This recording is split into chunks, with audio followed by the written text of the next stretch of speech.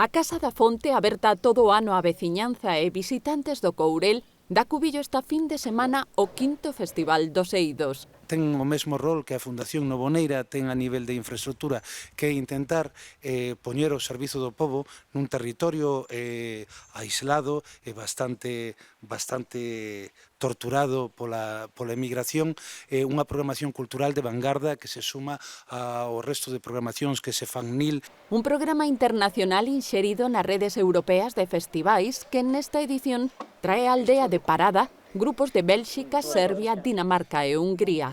Cumple ademais a vontade de ser a programación da cultura da vanguarda máis completa das montañas de Lugo e literaria de Galiza.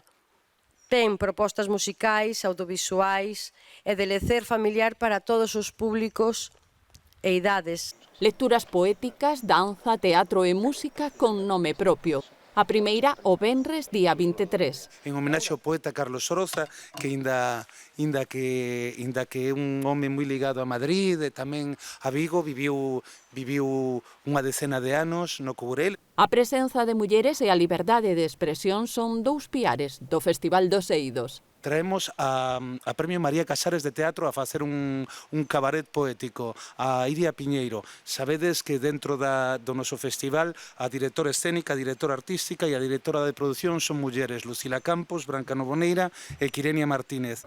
A Fundación Uxío Novoneira cumpre o seu 10º aniversario cando hai 20 anos do falecemento do poeta do Courel. As administracións temos a obriga sempre de estar aí ao lado de colectivos, e neste caso de fundacións que representan e que traballan para que perviva a nosa cultura e perviva tamén o traballo dos nosos autores, os nosos autores que levaron a voz dos galegos e das galegas da nosa cultura polo mundo adiante. O festival compleméntase cun obradoiro de realización audiovisual dirixido por Pepe Coira e Gaspar Broullón, visitas guiadas e exposicións no interior e exterior da casa natal do autor dos Eidos, libro do Courel.